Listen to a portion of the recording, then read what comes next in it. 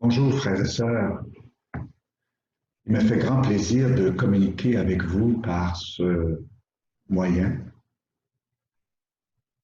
en ce temps où nous pouvons plus difficilement nous rejoindre physiquement. Que ces capsules soient pour chacun et chacune de vous un moment de réflexion qui vous fasse entrer justement dans ce grand livre ouvert de la vie que Dieu écrit avec nous. La vie comme un grand livre ouvert, c'est au fond se permettre de lire l'écriture de Dieu sur les lignes courbes de nos vies. Il y a des personnes qui sont portées à penser que tout est décidé à l'avance. Dieu a tout prévu, Dieu a tout écrit pour nous et que nous sommes tout simplement des personnes qui sommes là pour obéir à ce que Dieu a tout décidé d'avance. À ce moment-là, il n'y aurait pas vraiment de liberté. À ce moment-là, nous serions au fond comme des marionnettes entre les mains de quelqu'un qui a décidé par avance ce que nous aurions à vivre. La façon dont la parole de Dieu nous présente l'intervention de Dieu dans l'histoire, c'est toujours le peuple de Dieu qui relie sa propre histoire à la lumière de sa foi et qui se rend compte combien Dieu a été présent, combien Dieu a été celui qui a accompagné le peuple, celui qui les a fait sortir de l'esclavage, celui qui leur a fait accéder de plus en plus à la liberté, et ce Dieu qui a fait alliance avec eux au travers leur adhésion à ce projet,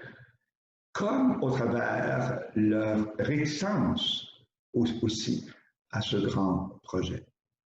Quand Jésus s'incarne, il fait exactement la même chose. Il prend la route, il prend le chemin des hommes et des femmes de son temps et je dirais, il s'infiltre dans leur vie pour les amener à découvrir qu'au plus profond de leur être, au plus profond de leur vie, au fond, dans le livre ouvert de leur vie, il y a de la place. Il y a une place pour laisser Dieu écrire avec nous l'histoire de notre propre ouverture à la lumière, de notre propre ouverture à la vie, de notre propre ouverture à sa présence dans nos vies, pour que nous en faisions des lieux où nos blessures, nos ruptures, mais aussi notre capacité de nous relever, notre capacité je dirais, de replonger dans la vie, soit vraiment pour nous signe de cette présence du Christ qui marche avec nous. Lorsque le ressuscité va trouver les disciples d'Emmaüs sur leur route, il leur dit que son histoire est liée que leur histoire fait partie de la sienne, qu'il est partenaire avec eux de ce que Dieu le Père a voulu offrir comme chemin de libération et de vie. Donc, en ce temps de Pâques, en ce temps où nous sommes invités à accueillir cette présence de la vie dans notre vie, ouvrons ouvrons notre livre, ouvrons l'histoire de notre vie à la présence. Non pas d'un Dieu qui a tout décidé d'avance, mais un Dieu qui fait alliance, un Dieu qui fait route en Jésus, un Dieu qui marche avec nous et qui nous donne la grâce de le découvrir, de le voir avec les yeux de notre cœur et de le découvrir aussi au travers l'histoire et la vie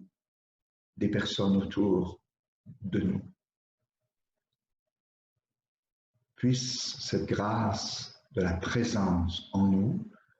nous aider à marcher sur ce chemin de vie.